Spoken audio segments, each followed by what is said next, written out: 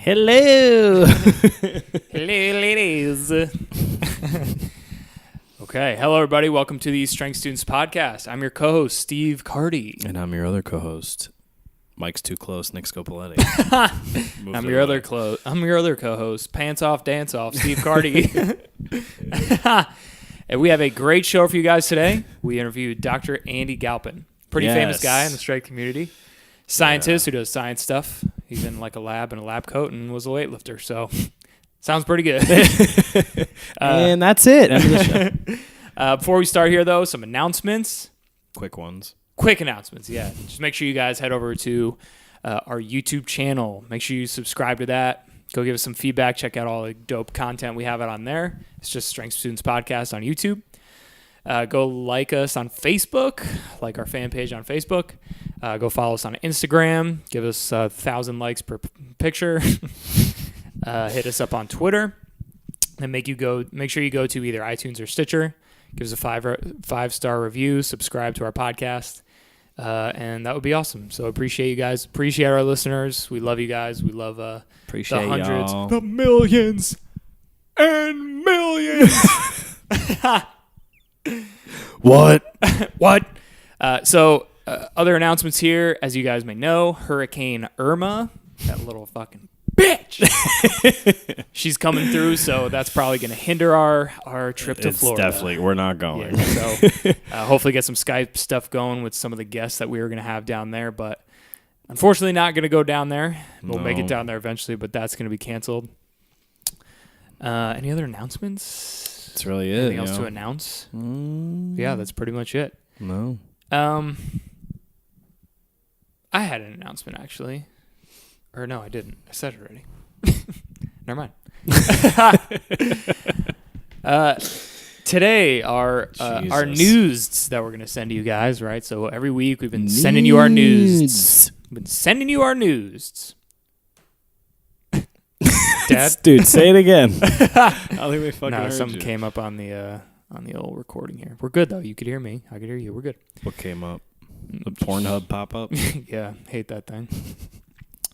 So we've been sending you our news, and that's relevant news articles or websites, things we feel like can help you and keep you updated, just so you guys know what's what out there.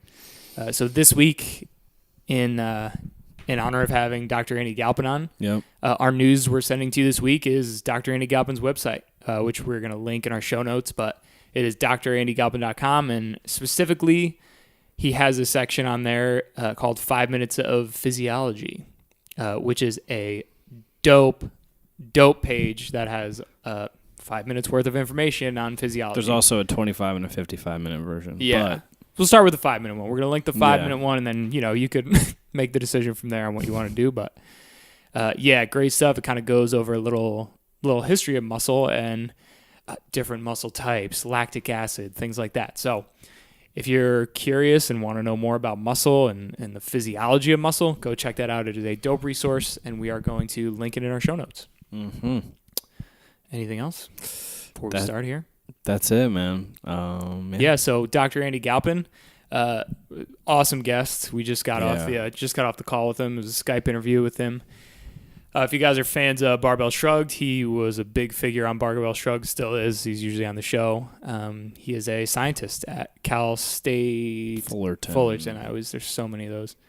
But yeah, he's basically working in the lab there, basically a muscle physiologist. So guy knows his shit, and he's a weightlifter, played football, so he comes from that kind of coaching athlete background. Works with a ton of fighters. Works with fighters, Has worked with Conor McGregor. Worked with Conor McGregor. So he works with a lot of athletes, but yeah, fighters, that's kind of his main jam right now. But great interview. Hope you guys love it. And here is Dr. Andy Galpin.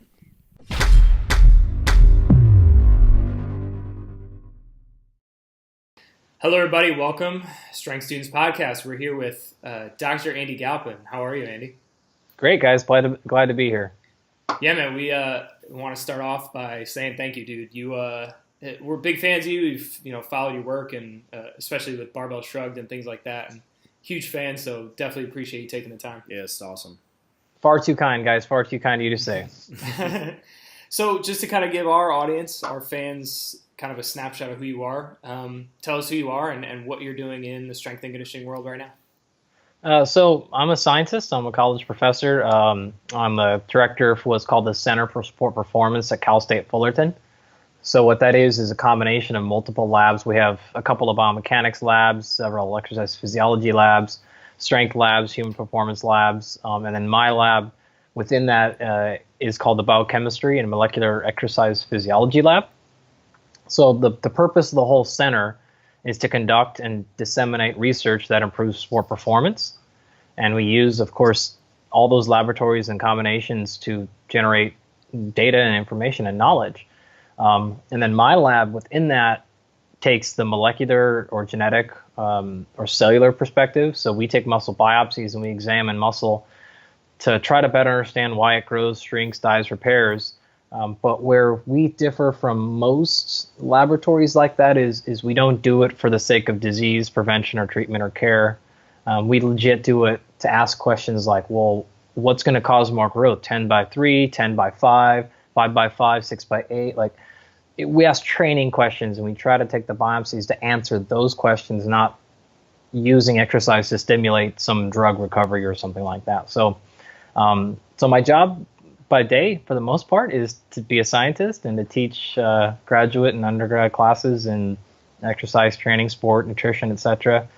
And then, with that, I work with a lot of professional athletes, mostly combat sport athletes at this point in my career, to help them through their performance and stuff. So I work directly with a lot of athletes, and we work with a bunch of professional sports teams down here in Southern California.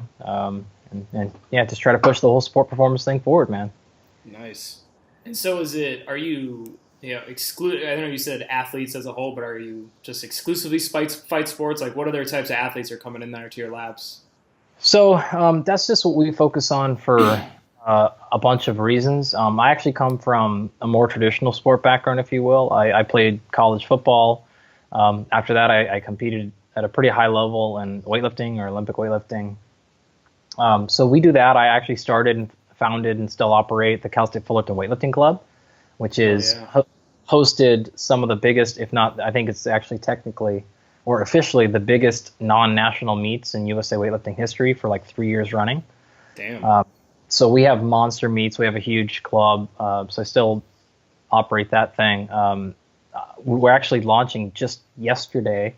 My student, Nathan Serrano, just proposed his thesis where we're going to try to take biopsies of as many people as we can at the American Open this year.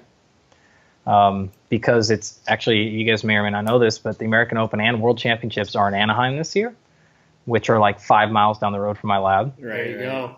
So we're going to try to collect a ton of that. We've actually collected some data on some pretty elite level CrossFitters. So I don't care per se.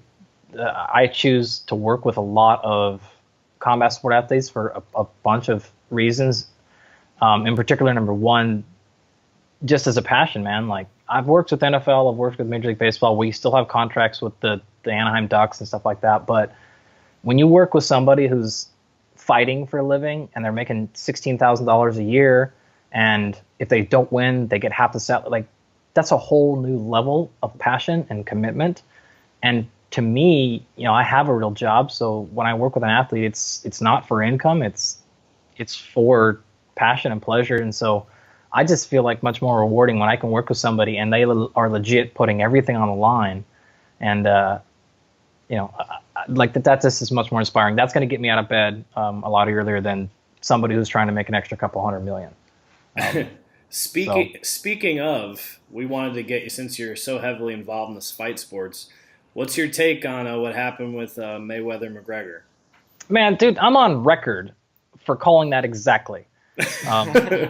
So you guys may have done this in your background research. I mean, I've worked with Conor, and that's been very publicized, so you can see that stuff all over. So I know him. not super well, but far better than most people. Yes. And I predicted like exactly what was going to happen is he's going to win the first 3 or 4 rounds, and Floyd's. And part of it is what I'm not telling you is obviously I have some insider information to Floyd's camp as well. So some of my friends work with Floyd heavily, and they're like, oh, exactly what he's going to do is he's not going to throw a punch the first 3 rounds. He's going to play defense and then whatever. So I was on record being like, Connor will win 3 or 4 first rounds, then he'll get exhausted, and Floyd will stop him in the 10th. And I specifically said the 10th. God and damn. exactly happened. So like, it's not that difficult to predict, considering like this is both their MOs are very easy to understand. So I think though that it was nice because the world realized that Connor has a lot more skill than people thought. Yeah. But he still has that same problem that he's always going to probably run into. So yeah, and it's just 2 different sports, man. Connor's used to fighting; he's not used to fighting that many rounds, and well, yeah, and he's also used to being able to stop people and not having these these blocking devices on people. So it's the risk reward of throwing heavy punches is far higher in MMA than it is in boxing, because you're very unlikely to hit somebody with a big punch in boxing. And so if you burn yourself out, you're in trouble. But that actually goes the exact opposite direction in MMA, where you're actually rewarded, which is why you see so many people launch big, huge overhand rights and big, huge overhand lefts, but you almost never see that in boxing. But it works in MMA. In fact, it's a very good strategy in MMA to throw huge shots, because even if you partially catch them, it's over, where that just doesn't happen in boxing. So absolutely. Yeah, it's just different worlds, man. So it just wasn't going to pan out that well for him. And not to mention the dynamic of throwing kicks and hammer fists and bringing it to the floor. I mean, all that's gone in boxing. So yeah, the pacing is very, very different too. The rest recovery. I mean, if you look at my friend Duncan French, who you guys may know, he's the new sports scientist at the NEWSDZ Performance Institute. I mean, they did a bunch of interviews with him before the fight, because Connor did a lot of his training camp at the UFCPI. And like, Duncan's very, very familiar with the science behind all these things. And if you just look at the energy systems, they're very, very, very different. The work to rest ratios are light years apart in boxing. So it's not just that it's a 3-minute round versus a 5-minute round. Like, the work to rest ratios are completely different, and you can't change that in 6 weeks. Like, training camp wise. So he just didn't have. Plus, his training camps are just woefully under-organized and silly. But anyways. Yeah, and that was kind of my thought going into the whole, the stories coming out about, watch out for Connor. He's been working on his conditioning. It's like, dude. Well, he was hurt too a lot. What people also don't know is he was super hurt until the very, very end. So like, we also knew that going in. It's like, he's not going to have the gas because he's hurt. Which Floyd was hurt too, but when you're getting a $100 million check, bro, you're going to show up. Yeah, you're coming. I'm going to sit this one out. I would show up. I mean, part of the reason he was cycling and stuff so much is because he was hurt and he couldn't do much else. Right. So, that's what people don't understand. Is like, you can talk about the training all day long. Like, well, do you understand that, like, what was really going on in his camp? If you're not in his camp, then shut the fuck up. Like, you don't really know what's going on. Right. So, exactly. Anyways. So let's take it even a little further back. What kind of even into your childhood and youth, and how did you get involved in the strength world, and how did this, what you're doing now, how did that become a passion for you? Well, like, a lot of us that are in the academic side and the PhDs and stuff have a very, very similar background, which is we were pretty good athletes, but not good enough. Like, we're good enough to be incentivized to keep going, and where the work made a difference. And if you got 2% better, that made a big difference, but not so good that everything is easy. Right. So I had a tremendous amount of success in high school. I had a lot of success in college. But I played Division III college football. I wasn't an All-American in Division I. So, like, no matter how good I was at Division III, it was always like, well, you're not that good. It's just like, you're Division III. It's D3. Right. So, like, I was never an All-American in college, but, like, some other things. So it was like, there was always something in front of me that says, like, well, if you screw this up, like, there's nothing guaranteed. You're not that much better than the rest of the guys. So that's always a part of it. I mean, I'm a smaller guy. I'm 5'8", 160. So not exactly ideal size for a strong safety in college football. No. But I also grew up, man. Like, I grew up with an older brother who's just naturally 10% bigger than me. I grew up in the hometown Rochester, Washington, man, where I grew up was phenomenal. I can't think it enough. I can't be fortunate enough to be there because the group of kids that I grew up with, we had a very strong group of 20 or 30 kids that really took training and lifting extremely seriously. So by the time I was 12 or 13, I started lifting. And just the culture was set up, man. My high school football coach had just built this culture, and the community, because it was a decently low income place, but it was a country community. Everybody was a logger. Everybody was a farmer. Like, what you worked, like, this is what you did. It was unacceptable to lose because you got outworked. Like, that just wasn't a football thing. That was just the community. Like, everyone did that, from the janitors to the auto mechanics. Like, this is what you did. So I didn't know anything different, man, to be honest with you. Like, this is just like, and this is embarrassing to lose because you didn't train enough, or you didn't prepare enough, or you took a day off. Like, that's just there's no bigger sin in the community I came from, for the most part. So that instilled a lot of it. And my grandpa was the same way. My mother was the same way. My father, my older brother, my older sister, like, just everybody I knew for the most part was like that. Even the kids that didn't play sport, they were poor, and there were 6 families in a house, things like that. And they were like waking up early to go sweep the auto mechanic shop so that they could get to school on time because their house just burnt down. Like, just, I have so many stories of all my friends, and even kids I weren't friends with, but I'm like, oh yeah, I know this guy works here in the morning, and I hate this kid or whatever. But like, everybody was doing something like that for the most part. So I got fortunate that way, man, where I grew up, and it was just instilled in me. So I just don't know anything different. That's kind of like somewhat similar to how Steve and I met when we went to high school. Our training was like 3 days a week, 6 a.m. You're in the gym doing running after you had practice. Then we used to get like printout SWOT reports of like strengths and weaknesses of all of our opponents that week. Like, that was high school for us. 4 years, every morning, afternoon lifting. So I know exactly that was very cool to hear. That's pretty similar backgrounds. I like that. Yeah, man, like, that was, I was fortunate enough so my grandfather and my father both built roads. So road construction is what they did. So my brother and I were very, very lucky that my dad was able to get us summer jobs, with the company that he worked for. And so I spent my entire summers, even when I was in college, doing road construction. And we worked a lot at Boeing and places up in Seattle. And so it was an 1.5-hour drive each way. And when you do things like road construction, if you start at 6 a.m., like, you need to be on the job site by 5:30. Yeah. Or you're getting fired. And so, we're leaving the house at 4:15 or 3:45 or something. And those jobs are different, bro. Like, when I say 12-hour day, I mean, like, the whistle blows at 6, the shovel goes into the ground. Like, the shovel is in the ground from 6 until 12, 12 to 12:30, you're on lunch, 12:30 to 6:30, it's back in the ground, whistle blows at 6:30, then you start driving home. And then I had to get my lift in because I was still a football athlete. So I'd get home at 7 p.m. I never missed a lift in my life, never missed a sprint session, never missed a conditioning workout, and then rinse, repeat. And we were almost always working 6 days a week, so Saturdays are the same way. So, like, that's just what I did. Like, again, I don't know anything different. So I have a really hard time with people who complain about, especially now, like, it's 9 o'clock in the morning. I'm in my office at my house. My 2 dogs are next to me. Like, I worked a little bit this morning, and I took them for, like, playing at the river. I'm like, when everyone asks me about how hard I work now, I'm like, not even close, dude. Like, nothing will compare to what my grandpa did for a living, or what my dad did for 40 years. Like, my dad did that every day for 40 years. I'm like, I did it for like 6 weeks in the summer, 4 or 5 times. And you were like, oh God, I've seen some shit. For sure, man. I'm like, man, I'm pretty soft, like, relative. I'm getting burnt out. I'm like, oh, I need a day off. I'm like, really? Had a real hard time typing on that computer today, didn't you, Andy? So that's literally Ball's life, especially to do all that and then go get your lift in after. That's Ball's life right there. I like, that time, especially like my sophomore year, I was playing a decent amount, but I wasn't starting yet. And so it would, like, I was terrified. Like, if I showed up and I was slower, or if I hadn't improved, like, I was not going to see the field. And it was just like, that was enough terror to be like, I would get stuck. Like, what do you mean miss a lift? Are you kidding me? Like, no way am I going to miss that chance to not play.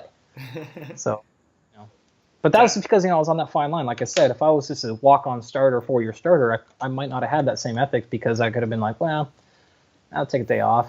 Yeah, I'll still start. But I wouldn't have, so I didn't. Right. Yeah, you never know what that next guy up is doing, man. Always competing. Yeah, or like, especially us, man. We would get a lot of kids that transferred in from Oregon State or Utah or, Washington State. So it's like you might be a pretty good starter as a junior, and then some dude who started for 2 years at Oregon and then got kicked out are going to transfer in, and you're done. Oh, yeah, you're out. Like, you're not even close. And we had that a lot, man. We had a lot of guys that went on and played in the NFL and other places because they came in from other schools for various reasons. And so it's like that was always on my mind too. I'm like, man, nothing's guaranteed, bro. Like, it doesn't matter. It's not guaranteed. So I was going to minimize the chances of that happening. Hell yeah. So talk a little more about kind of that post-college football life. You mentioned you got into weightlifting. Was that during, before, after? Well, I mean, I was, like a lot of people now, but not so much maybe when we were kids. My high school coach was an advocate of hang power cleans, which is good. So that was a good start there. Of course, technically terrible and. Like, oh yeah, we've all been there. I'm seeing it in man. my head. Yeah. We've all been. I mean, this is 2000 though, so like this is 17 years ago. This is before CrossFit exploded and weightlifting was not a household thing, and there was no internet, and you couldn't get technique WOD videos online. So these high school coaches had no chance, Yeah. So they did the best they could, going to clinics and stuff like that. But like, you couldn't just download stuff on the internet and look at it on YouTube. There wasn't YouTube yet. Nope. Like people forget, YouTube did not exist. I know, it's crazy, right? It wasn't a thing. I remember. Dude, a lot of shit didn't exist, especially at that time. That's not that long ago. No, I mean, we didn't have the internet at my house. We didn't have that. So sure shit didn't have cell phones, no, right? Any of this stuff. So, anyways, I did that, and then as I got into college, I was super fortunate, and I met my friend Doug Larson, who you guys might know from heard of him, yeah. Marble Truck. And he had grown up with a guy who had named Mark Reel, and Mark was an engineer at Hewlett-Packard, actually. Had nothing to do with this, but Mark loved training and had spent a bunch of time and money and bought a Malico kit and had all kinds of stuff at his house, and he had taught Doug how to weightlift since he was a kid. And so we were like, yeah, actually, I see the merits of jerks and I see the merits of snatches, and so let's just figure this stuff out. And so we just started figuring it out. And then, of course, when my football career was over, there's no way I was going to stop snatching and clean and jerking. It just felt so good and all the other things. And I'm like, well, we got to Tennessee to work on our masters, and it was like, well, hey, actually, there's a meet that's only 12 hours away in Columbus, or there's a meet in Florida. Like, let's go do this. Because remember, dude, back then there was no weightlifting meets. You had to drive, 4 or 5 states to find a weightlifting meet. So all you young kids now, I'm like, you're all happy, all pissed. You got to drive 3 hours or whatever. Like, there was nothing. Like, they just didn't exist. We'd scour the internet or whatever, or magazines, and ask people, and be like, oh man, there's a little meet in Chattanooga, or there's one coming up in Knoxville or West Virginia or whatever. Let's drive on out and compete. So we just started doing that, and of course, like, that was just a love, and I was fortunate just to have a tremendous amount of success very early in my weightlifting career. So, yeah, man, that just keeps incentivizing people to do stuff. So that's awesome. Why. What were some of your best lifts? Let's get the iron cred here. So I was a 69 kilo lifter, and so my goal pretty quickly on was to snatch 1.5 times body weight and to clean and jerk double body weight. And so I was able to do that pretty close. I think officially I was 110 in the snatch and 134 in the clean and jerk. Damn. Something like that as a 69. And so I competed. I think I finished 7th at national championships. Was the best one that I did. And then, a bunch of little wins at a bunch of little less important meets. Right. Those are the numbers at so almost 300-pound clean and jerk, and whatever 110 is, 240 snatch, something like that. Yeah, those are impressive numbers, especially at that weight class. Absolutely. Yeah, I got lucky, man. It's funny because we always joked about this. If you ever heard, we've joked about it a ton of times on Barbell Shrug, but I got my success in that sport and a lot of other sports because I'm way faster than I am proportionally anything else. So this is not like a benefit. This is definitely a glitch. So I'm not bragging here. I'm making fun of myself when I say this next part. But the joke was always like if we were doing front squats or something, and I went down to the bottom, got stuck in the bottom, and I had to drop the weight, and I couldn't lift it up. I would just clean it and then try to squat it again. It's just like not supposed to work that way at all. What the fuck? So I don't think I never even came close to deadlifting 400 pounds in my life. Never even came close to squatting 400 pounds. But I could, clean 300 pounds and just things were just not normal. So a 240 pound snatch or whatever, and then a 320 pound squat or something. So, dude, that's so weird. That is so weird. But hey, man, that's you. That's your body type, and that's how you were made. I mean, it's almost like you were made for the sport. Well, sort of. It's also because I was an idiot a little bit in terms of training. I did what everyone else did, was the things that you're really good at, I just kept doing. And so I am very, very elastic. I'm very responsive. I have a very high vertical jump, very fast, right? But I'm not strong in the sense of raw powerlifting, pure strength. So if, for example, we did pause squats, I've crushed off the floor. Like I'm not getting back up if I have to stop at the bottom at all. And so because of that, and because I was like, well, I'm an Olympic weightlifter, I get to rebound at the bottom of the recovery. I'm just always going to rebound in my squats. I'm going to bounce as fast as I can out of the bottom, things like that. And because my squat numbers would go up. But of course, that was the exact opposite of what I should have done, because the second I started doing pause squatting and pause deads and things like that, my strength numbers just exploded. And then, of course, I snatched and just jerked way more. I just didn't figure that out until far, far, far too late.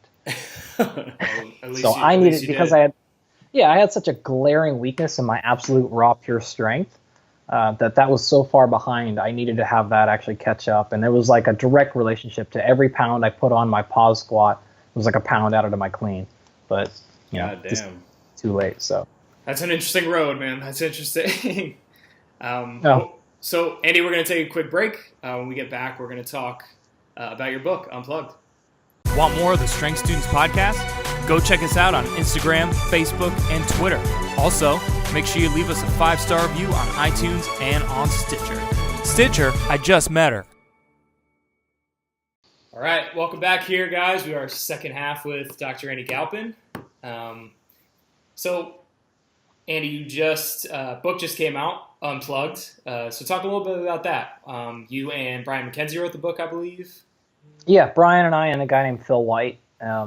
Phil just wrote, actually, Phil had a book that just came out today or yesterday. So congrats, Phil. He wrote a book with a guy named Ferguson Conley, who's a Michigan guy, one of the sports scientists up there, which is called Game Changer. So congrats to Phil on that. But we all three came together to write our book, Unplugged. The subtitle is Evolve from Technology to Upgrade Your Fitness, Performance, and Consciousness. And so really what it is a guide to help people understand the importance of using fitness or training or tracking technologies for their own fitness or sport performance, or towards the end of the book, their consciousness.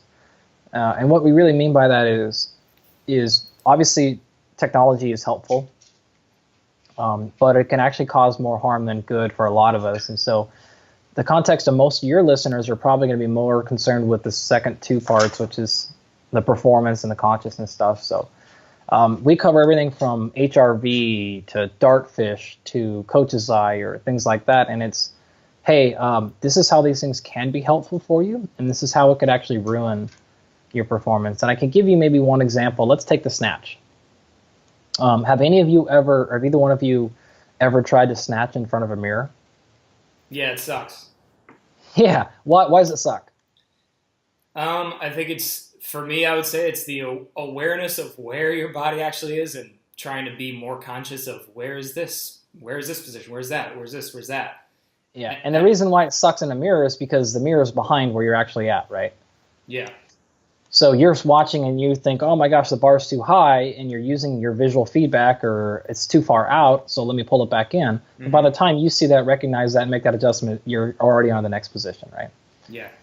And so that's just if we use the mirror as the technology, that's one example of that's generally not going to work out in favor of a weightlifter. You're not going to learn to snatch by snatching in front of a mirror, because do you know what's going to happen if you spend 6 months or 6 weeks or whatever snatching in front of a mirror, and then you walk out on that platform the first time and there's no mirror in front of you? Done. Like, you're done. You're going to miss your snatches, all of them, I guarantee. So that is an example of becoming over-reliant upon the technology, because what happened was you were outsourcing your own physiology, and in this case, your body's awareness of understanding where the position is and how to correct it and what that means. You were outsourcing that to the technology. You didn't really learn the movement. And so then when that technology is removed, you don't actually have what we call ownership of that movement. And that's one of the major problems. And the same thing could be extended to, whatever, heart rate monitors, GPS, things like that. They can be helpful, of course. So in the example of the mirror, I would say something like, maybe you're working with an athlete and they're just having a hard time getting their shoulders over the bar at the start position or something. And you continually explain it to them. You say, get your shoulders over the bar, get your shoulders over the bar, and it's not working well with them. And then you take them over to the mirror and you turn them sideways and you drop a string from their shoulder to the bar, and they look at the mirror and go, oh, I thought I was in front of the bar, but here, okay, now. And then all of a sudden they start moving around, they start shifting their shoulders, they move their knees in and out, and all of a sudden they find a position where they're balanced and they're flat. Oh, that's okay. Now, that's a good use of that technology. But that doesn't do you any good if you allow them to use that mirror every time to set up. It's okay as a reminder. Every once in a while you bring it back in. Hey, look where we've gone. We're starting to slide back into that bad position. Okay, well, all right. No, I'm not. Oh, yes, shit. Yes, I am. Okay, here. But the next evolution in you as a coach and them as an athlete would say, okay, can you recognize that bad shoulder position by just feeling it? Ah, yes. Oh, I'm starting to feel. And then you'll eventually get to this. You'll be there one day and they'll be snatching and they'll miss a snatch. And they'll look over to you, coach, and you'll go, what happened? And they'll go, fuck, I never got my shoulders in front of the bar, did I? And you're like, nope. Because they'll start to feel like. And now we've gone to the next evolution, which is I associate that position with success or failure. Okay. And I can start to match the two together. This is why you're telling me to have my shoulder over here, because when I don't have my shoulder in front of the bar gets in front of me and I end up missing it forward, or whatever the problem is. And then the final step in that evolution then is saying, okay, can you recognize the position? Can you recognize how that screwed up the movement? But then finally, can you autocorrect without having to have tactile or visual feedback, right? So can you get down there, realize like, oh, my shoulder's over the bar, mid-pull, okay, now I have to rock back a little bit more, or have to tighten my lat a little bit more, whatever it is, in the perfect amount to not overcorrect and not undercorrect. And then you can come back to coach and go, hey, I saved that one, but my shoulder got a little position here. I'm still struggling with that. Can we do some drills? Can we insert some exercises to strengthen that position? I'm feeling really weak there. And oh my gosh, now we're actually going to improve performance. And we can still come back to the mirror every now and again or once in a while as a refresher, but we didn't become reliant upon the technology. And this goes both ways. This goes from the athlete's perspective and the coach's perspective. So if you have to rely on that stupid mirror to identify what's happening with your athlete, then you're not going to develop very well as a coach, because you're not always going to have that mirror as an option. So that's one example of the types of things we cover in the book. Okay. And I'll be honest, you mentioned mirror as technology, and I wouldn't even think of as a mirror as technology. So your book, would you say it kind of spans a wide horizon of quote unquote technologies? Yeah, it's not like here are the top 10 technologies and we're going to go through them one by one. It takes a broader approach, and the reason I picked mirror in that example is to get that exact reaction out of you. And we put, I think, that exact example is in the book, but I want to highlight the fact that I'm not going to spend, or I should say waste your time walking you through every single possible technology, because it's an arms race, right? And there's thousands of them. There's a Fitbit, and there's 7 different versions of a Fitbit, and like this is more advanced, and people with their steps and their heart. It's just. And if you think it's bad now, bro, like I work, I'm telling you, I work as a consultant for a decent amount of these fitness technologies, and I get an email every day, especially since I was on Joe Rogan. I'm sure, oh my God, dude! Every day I get emails from technology companies. Hey, we got this new things, and we're the one. We've got it all figured out. Yeah. And then it's funny because I'm always like, oh, sure, okay, well, what's your check going to look like? Well, we don't have money yet. We're a startup. I'm like, Wrong answer. Turns out my mortgage doesn't work that way. I'm a startup now. I'm going to pay you, I think, but possibly. Don't you want to be part of this mission of me having this house for free? No, I don't actually. Anyways.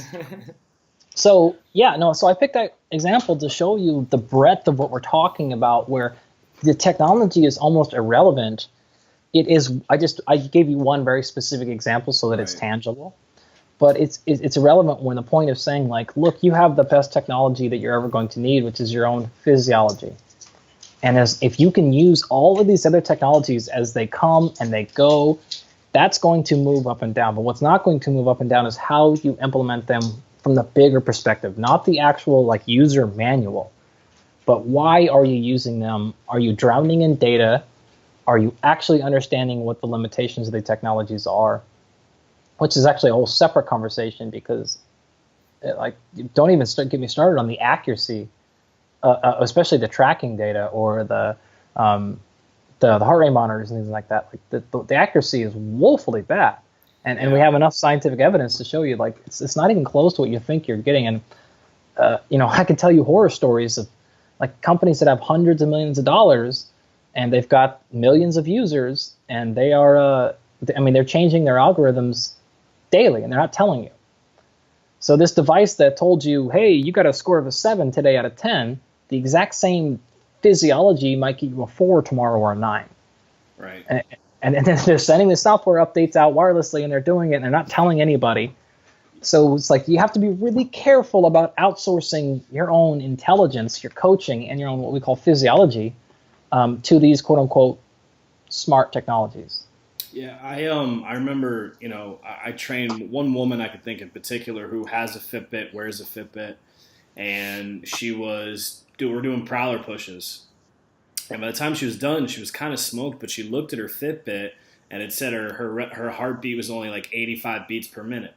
And I remember her going, there's no way, like I'm not working hard enough. What else can we do? And I was like, how do you feel at this moment in time? Don't worry about your goddamn Fitbit. You just pushed a 200-pound sled.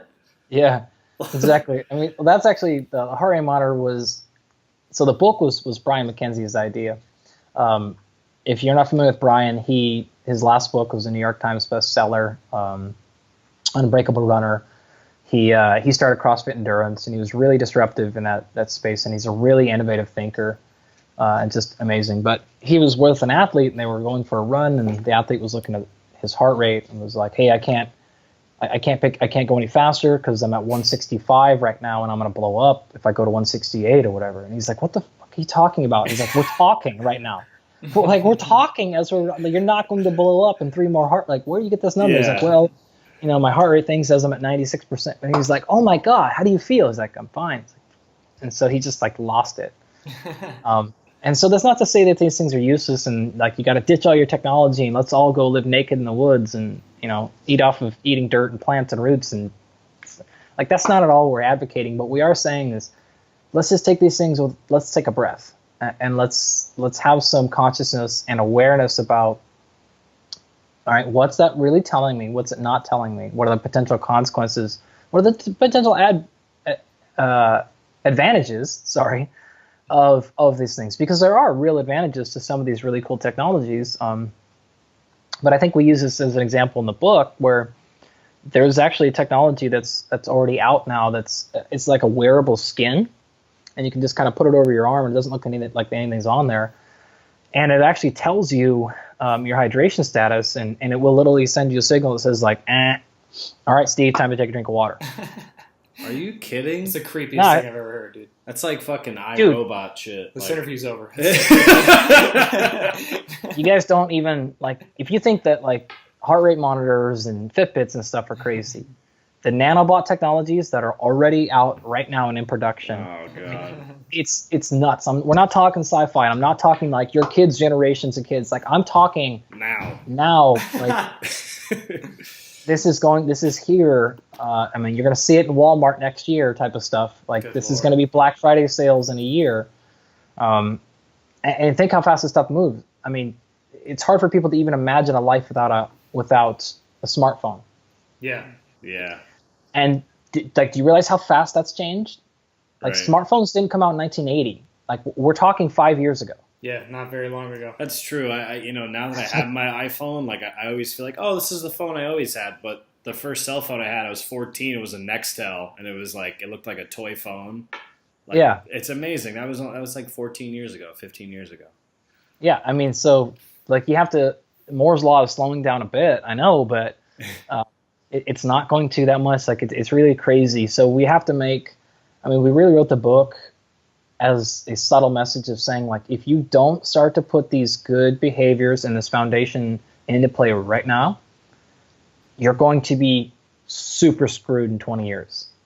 I mean, you're going to be done. You have no concept of what's going on with your own body.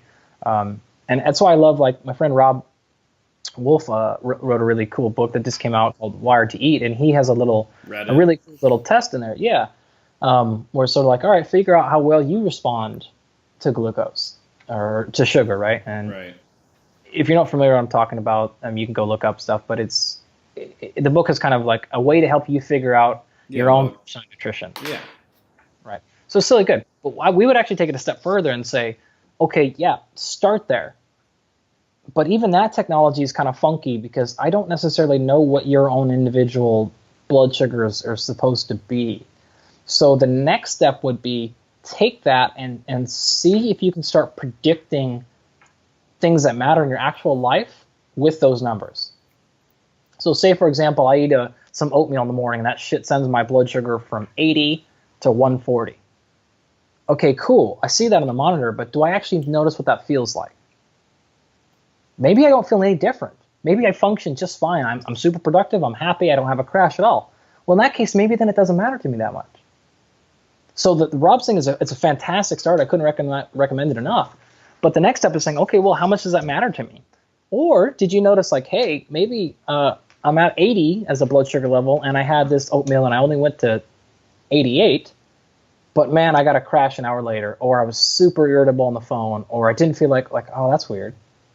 So can I match that feeling? So then when I go out into the real world and I'm making that decision of, do I have that donut that people just showed up to at work with, and then I have that donut, and then I can start going, oh my God, and I still feel terrible. And I don't need that stupid ass monitor anymore. I don't need that glucose monitor. I can go, I just know which foods actually make me feel death, or I didn't even know it, but I feel terrible right now, and I can look back and go, what have I done the last 6 hours, 8 hours, last day, whatever. Oh, I wonder if it's this. Okay, time it out. And that's really what we want to get to is let's definitely use the technology for calibration to help us start to understand things, to learn things, because a lot of people, like a Fitbit or a watch that tells you how many steps you've taken or how many calories are in your food. I mean, they already have apps now for your phone where you can just take your phone and you can scan a meal, take a picture of it, and it will give you micro and macronutrient breakdown, right? And they're not perfect yet, but they're getting pretty good. And so if we take that to the average person, I mean, if you look at the data on the accuracy of food logs, and it's like laughably bad, If we did like a Jimmy Fallon and we went out in the street and said, all right, we'll stop every person and say, all right, how many calories do you think you eat throughout the day? And how many calories are in this donut? Or how many grams of protein do you eat? Like, the numbers are just ridiculous, right? Like, no one has any clue what these things actually look like. No.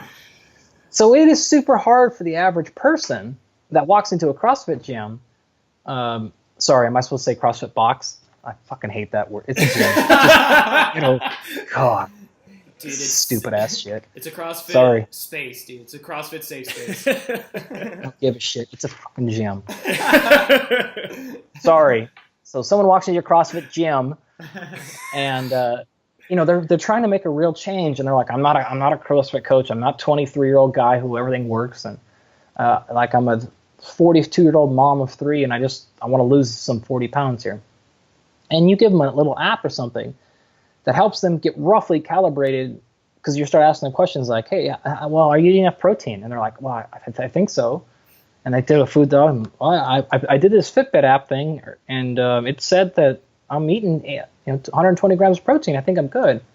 And then you actually make them scan it, and the technology goes, actually, you're eating 38 grams of protein. And they're like, oh, shit. Well, that's a fantastic use of the technology, because now they've gotten like roughly calibrated. Where the bad use of the technology is to then saying like, well, look, you got to be at 120 grams. Right now you're at 118. You're going to be way off. Like, that's way outside the error range. That technology is probably not even close to that accurate. Right. But it can help me realize, like, man, I felt terrible today or this week. I wasn't recovering or whatever. Why? Well, I look at my tech, and I thought this food I was eating had a lot more protein in it than I thought.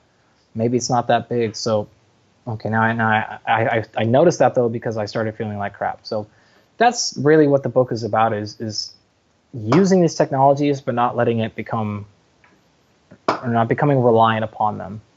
Don't make it a crutch is basically what you're saying. Yeah, I mean, we were fortunate. Tim Ferriss, who's another guy you may have heard of. For sure, yes. So he contributed to the book too. And that was one of his major points, was saying, like, look, don't let it become a taskmaster.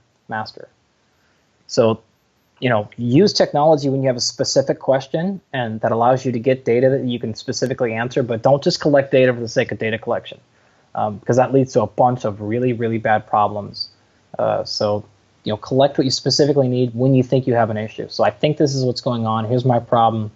My intuition tells me it's maybe this. Let's collect some data on that and that alone and see if that's what it is. Yes or no, it wasn't that. Let's collect something else and let's keep moving. But you don't just constantly collect data in case there's something going on, because you're going to have a bunch of problems. So. Right. One of the parts I know that I stumbled across in your book, I haven't read the whole thing because I'm a slow reader, but was genetic testing. That's something that's come up a lot. That's something that I've partaken in a lot. What is your... It's helped me quite a bit, but what's your opinion? I know you said it's still fairly new, so I just wanted to get your personal opinion on genetic testing. So what do you mean it's helped you? It's helped me with to recognize for dietary stuff. I did like DNA Fit.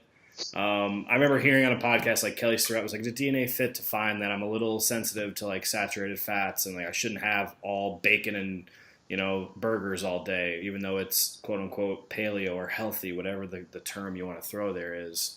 Because I was having like I after a bodybuilding show that I competed in, I was having like stomach issues that were just I've never had before in my life. And I found that I was eating a lot of those foods, and that maybe leaner sources of protein would help me. And it has. And they nailed some things on the head, and then some stuff I was like, okay. But yeah, so I mean the DNA testing stuff is like anything. There's potential good there. I think it's also potential good to drive awareness. It's potentially good for, if that's the thing that actually gets people motivated to make change. Those are all potential benefits. Right. But if you just listen to what you just said, you're like, oh, there's some things that were great that they nailed, and there's some things that they missed. Well, that basically just says they flipped a coin. Yeah. So, like, you could have easily figured that out by going, man, I'm having stomach issues. Let me start trying a few things. Right. And probably would have had equal success. And, like, because I'm telling you, like, the data that they're using behind the scenes to generate the fact that, oh, you have this polymorphism, that means you're not going to handle saturated fat well. Well, that basic inference that they put together, that this gene is associated with people who don't digest saturated fat, is usually based on like one random study in cell culture 10 years ago. Right. Like we just do not have any data on anything remotely related to athletic performance. Nutrition is a little bit more established. Disease is far better. But nutrition performance-wise, it's a joke. Like, it's a straight-up joke. Yeah. Which doesn't mean it's useless. Like, clearly, it had a positive effect with you. I believe you. I've seen it a bunch of times. Like, let's not ignore that is a positive effect. So clearly there is some use. Yeah. But we just have to be careful of thinking like, well, DNA Fit Kit said I can't have coffee. Like, I guess I can't have coffee. Like, let's not be let's not be silly here. Yeah, I'd like because that stuff is woefully under-supported. Yeah, I would like to blame my ability. I was always wanting to get tested and stuff, but I read 4 Hour Body and I saw what Tim Ferriss did, and I was like, I want to test everything that I can. Plus, my undergrad was exercise science, so I was like, I'm just gonna nerd out. But I get your point. No, that's cool. Like, who cares? There's nothing wrong with that. Right. But I get your point to where it's like maybe I could have just saved the money and been like, let me try chicken instead of ground beef and see how that goes. Like, you know? Yeah, I mean, you could have saved your money and spent that $200 and hired a nutritionist. That too. Yeah, I was like, let's work through some of these things. I mean, I've done it too, by the way. So we have that stuff, and like we did it actually here. And it's funny because my wife got hers back, and she's like, well, this is stupid. It doesn't tell me anything. She's like, well, it's cool. I know why I have black hair now, but like I already knew I had black hair. I have black hair. Yeah. Yeah. And a lot of it's like, so the major problem with all that stuff is we'd love to look for magic bullets. Yeah. Right. And we want to be like, oh, okay, it's this gene, this ACTN3 that does X. Well, that's not how genes work. Right. Anytime you're dealing with anything at the molecular, cellular level, or genetic level in this case, you have to understand this is a milieu. Is why they call it that word. Like, this is a concoction of different things that have multiple interactions. So any signaling protein, let's take mTOR, which a lot of people have heard of, right? mTOR causes muscle growth. Well, mTOR does not cause muscle growth. Not even close, right? It does 1,000 different things. Some of them activate a cascade that activates another cascade that activates the gene sequencing program that activates muscle protein synthesis. But it does 1,000 things. Some of them actually do the opposite and cause breakdown. Sorry. It's all good.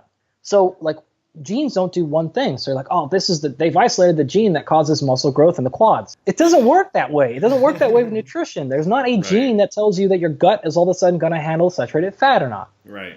It's the way things. If correct me if I'm wrong, like certain things express certain genes a certain way. Like you could I don't want to say turn genes on and off. I think that's wrong. That's exactly how to say it. Okay.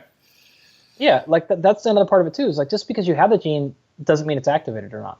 Right. Okay. All right, but then that's a super important point. So you may have all the genes that are associated with people who report not handling saturated fat very well, but if those things are not activated, then they're not going to be programming and making the enzymes that are causing that problem, so it's not going to matter anyways. Got you. But it's also not appreciating the interaction that these things have. So it's like this, like we think of genes as like software coding, right? Well, if you take a bunch of lines of software, and I don't know anything about coding, so if you don't know either, that's fine. We have no clue. No. Cool. Well, you just imagine a bunch of lines of coding that are a bunch of if-then statements. So if this happens, then do this. If this happens, then do this. Like, that's how coding works. Well, if you eliminate and just cut out one of the coding lines somewhere in the middle, well, then the whole rest of the program doesn't work. But that's not physiology. Like, physiology will find a way. And so, a gene might do X. A gene might code for growing muscle under one circumstances, but if you exchange and add more of another gene or take some away, that first initial gene actually now does something different. So they don't have this unilateral, like, this is what I do, and I have this whole gene here to do this. Like, I do this under these circumstances, change the circumstances, and I do something different. And now when you figure in the fact that you've got, plus or minus 20,000 different genes, and any random combination of those is, it's so many zeros, we don't even have a word to describe how many possible combinations that they are, right? Which is why we have 7.5 billion people, and we'll never have the same person, right? Right. Well, you could actually add up probably 30 or 40 zeros behind that, and it still would be true. So that's the major problem with all that. Having said all that, I mean, I'm good friends with Kelly, and that was helpful for him. Yeah. And he also found some training stuff fun. So it gave him information that goes, you know what, maybe I should challenge what I thought I knew. And in his particular case, he also added a bunch of aerobic, steady state, long duration, 30-minute, 40-minute conditioning. And that caused a real improvement in his performance.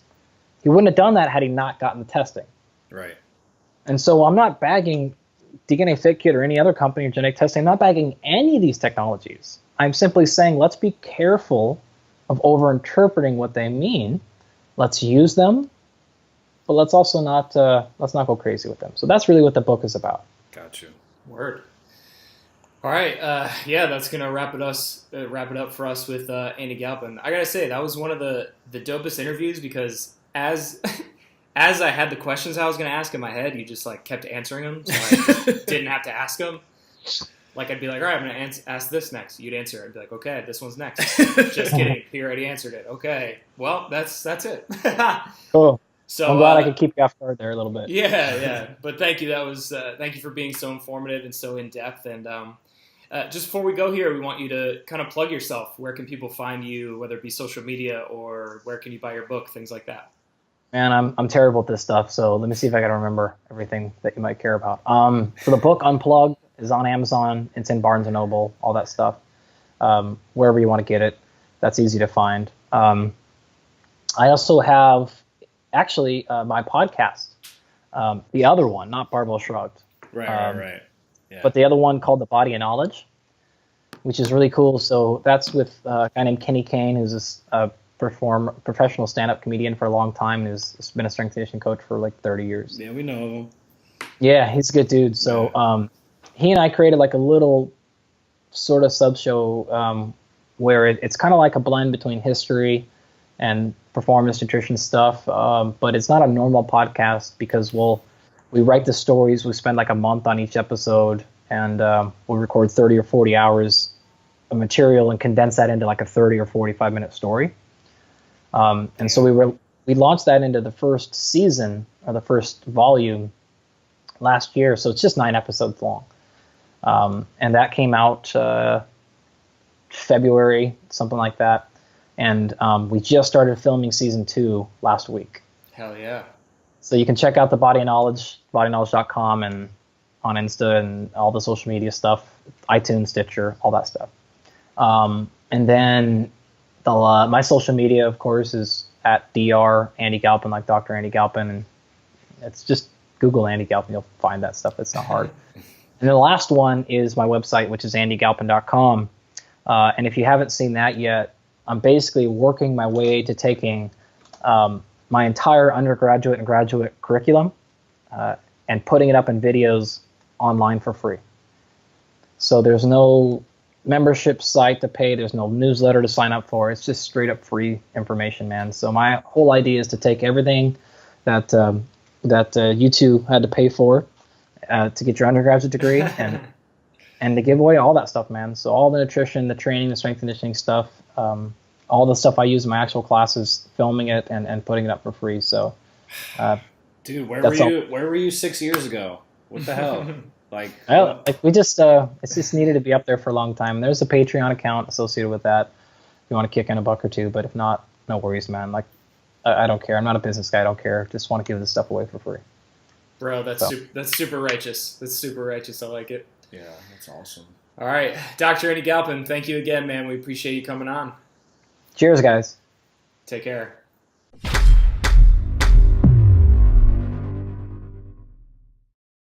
And we're back. And we're here. Where's here? So that was Dr. Andy Galpin. Dope guest, man. He, like I said in the cool show, he literally, as I was rattling off questions in my head, as I had him lined up, he was just knocking them down. So, yeah, super smart dude. I've looked into the book a little bit. I've skimmed it, but I'm definitely looking forward to getting into it more. It's something I've thought about a lot as far as like this whole technology world we live in fitness, where everything is run by a Fitbit and your heart rate monitor, and he really shed some light, man, on not depending on that stuff too much, which he got to it a lot on our show, but especially in the book, I'm looking forward to learning about it more. Yeah, one of the reasons why we wanted to have him on too is not because he was on Joe Rogan, but like he was on Joe Rogan and I listened to this dude talk. We've known about him and followed him and have been wanting to get him on. That's for the point. Is like we've been listening to that since 2014, Oh, yeah. 2013 when we knew of Barbell Shrug. We knew about him a long time. See, but obviously, he was just on Joe Rogan, so people may think that. But I've been following his stuff for a while, and the reason why I wanted to get him on is because I think what he's doing coincides so well with what we're trying to do. Is basically like, what's the best training program? This is the best. This is the best. This is dumb. No, all the shit that I can't stand in fitness. He's like, well, we don't know. This guy with a PhD, and he could wield that power around, and he could have been like, well, this is the best. Well, this is the answer, right? Yeah, and exactly. He's like, well, we don't know. Depends on the athlete. What do you think about this? What about that? We could try this. Well, what about this person? Like, he has so many examples of things, and to where it's like, yeah, exactly. Fuck you, everyone who thinks there's only one way. What I love about all his videos, and he says it so much, is, what is the answer to this thing? Well, we don't know, but what we think is this. Right. And I don't know. I'd rather listen. I feel like that's a lot more valid than the person who's like, this is the answer and it's the only answer. Well, how do you know that? Especially with science. So definitely a dope episode. That was good. Yeah. Hope you guys enjoyed that one. Before we close down here, any closing thoughts? Anything you've been thinking about? How's the hormone shit going? Going well, man. I'm a little tired today. I'm not gonna lie. Word. But I was up early yesterday. But no, I'm feeling a lot better. The circuits are dope. Woke up this morning and felt pretty good, but now I think I'm just hungry. Eat some food. Could we go to Banana Brazil? No. I'm not going, but you can go. By myself. Okay. All right, guys, that's going to wrap it up. Hope you enjoyed Dr. Andy Galpin, and we will see you next episode. We love you guys. Deuces. I'm going to start saying that every episode. Want more of the Strength Students podcast? Go check us out on Instagram, Facebook, and Twitter. Also, make sure you leave us a 5-star review on iTunes and on Stitcher. I just met her.